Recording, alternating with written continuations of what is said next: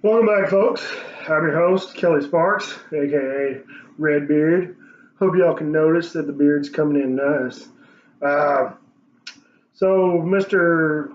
Crackers on the River, crap, what was his name? Yeah, Crackers on the River. Yeah, Crackers on the River.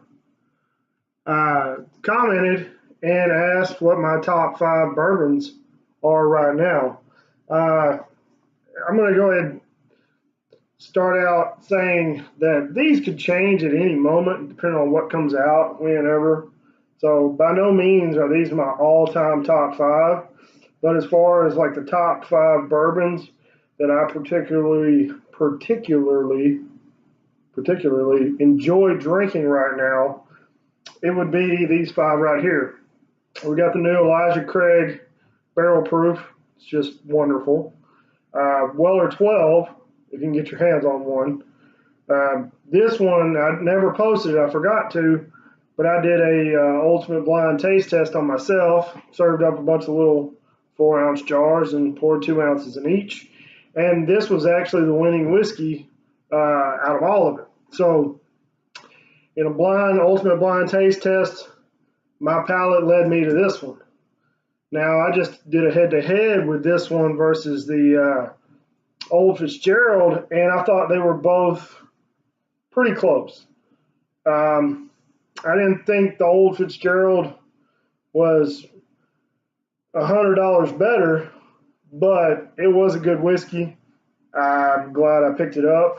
I don't know if I'll ever buy another one, but I'll definitely tell somebody about it. Third, I've got the Colonel E.H. Taylor Barrel Proof. Now, I've had this one for a little while, and I've been holding on to it because I haven't seen another one yet.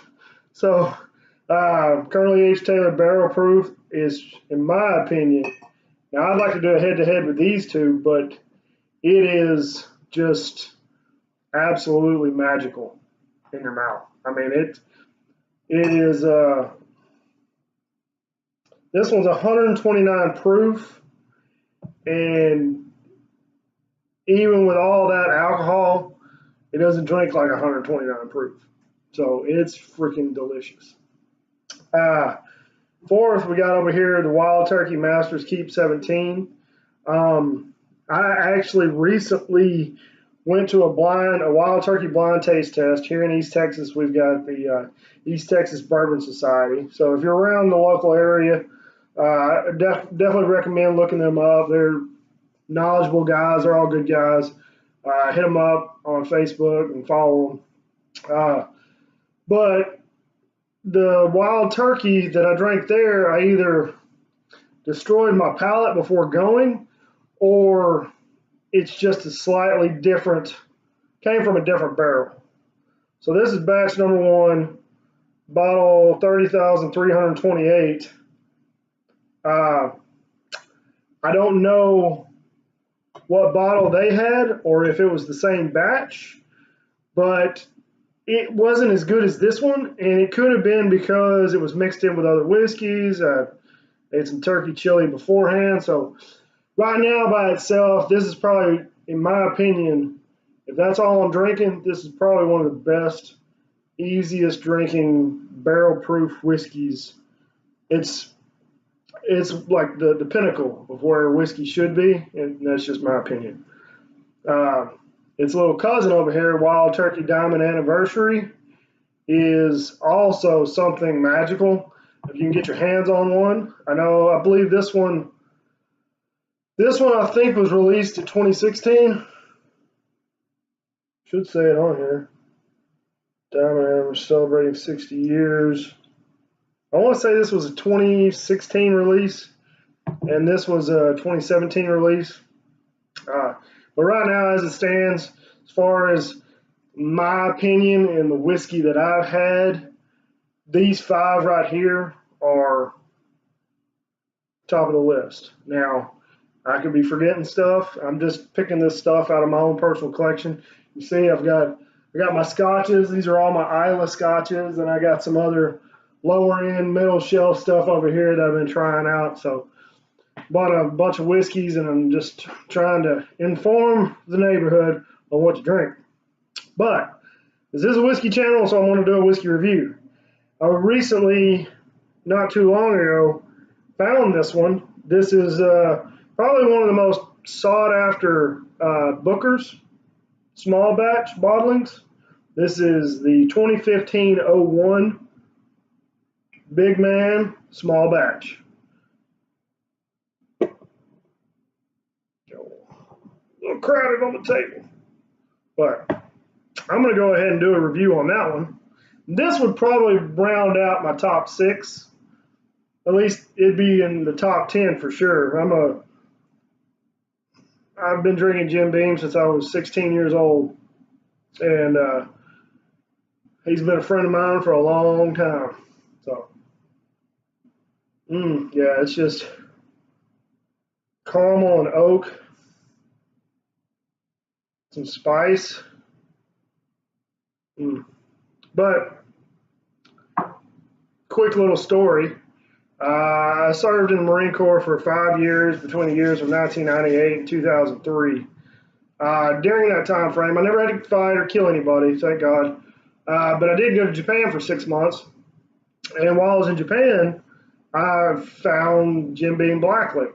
Well, Jim Beam Black that I was getting in Japan is not the same as Jim Beam Black over here. What I was getting over there, which I'm pretty sure what they're doing with it now, is the new Devil's Cut. Well, new, I say it's probably, 5 to 8 years old now. But I'm almost 100% positive that the Devil's Cut that they're selling now is the Jim Beam Black Label that I drank in Japan so many years ago, back late 2000, early 2001, almost coming up on 20 years. It was a 90 proof whiskey, and I drank it on Coke. I didn't know any better, but hey, it is what it is. So, little history lesson there. Oh, the nose has changed just after a few minutes. Oh, yeah.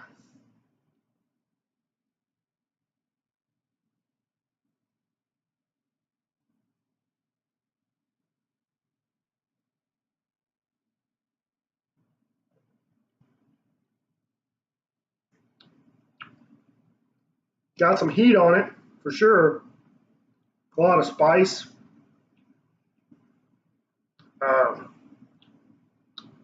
What is that? I can't figure out that flavor. Maybe caramel? The nose has changed a little bit after that first sip.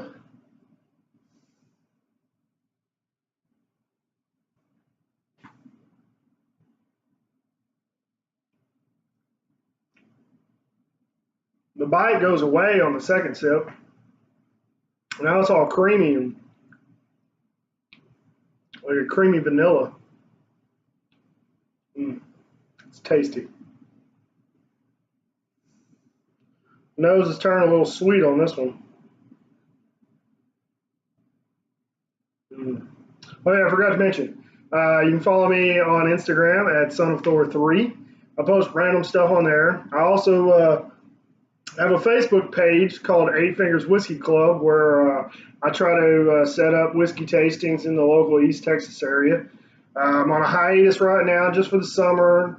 We'll kick it back off probably fall time frame. Also, I've got a fitness channel you can follow on Instagram called Sparks Unlimited Fitness. So, Sparks Unlimited Fitness. If you're into that stuff and you need some tips or helps or whatever, contact me there and we can work something out. And also, there's a Facebook page attached to that as well. You go to my homepage, Kelly Sparks, my personal page, you can find all the links from that one. So it'd be easy. I have a little Harley Davidson motorcycle as my profile picture, so you can find me there. That heat's starting to show up for sure. You can definitely tell. It's oily as all get out.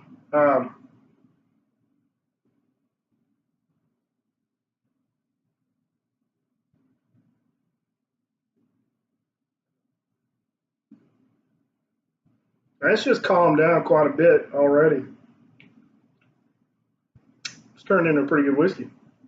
I'm glad I bought it. I'm gonna have to go find some more. But so thanks to Crackers on the River and oh man, what's the other guy?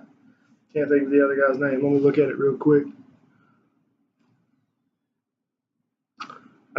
Gray's Whiskey Reviews. Thank you for the comment. And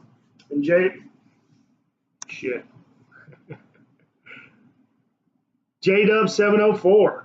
Yeah, thanks for the follow. Appreciate it, guys. If you got any requests, I'll see if I can pick it up. I might already have it in stock. I got a few more whiskeys off stage, so I'll be posting these. Try to post one a day and just keep running through them. Got a bunch of Irish up there that I need to get through.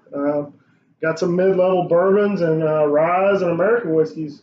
Plus, I got a bunch of scotches. So stay tuned. Leave a comment, leave a like, share it with your friends, and drink some whiskey. So I'm gonna go get me something to eat and drink some whiskey.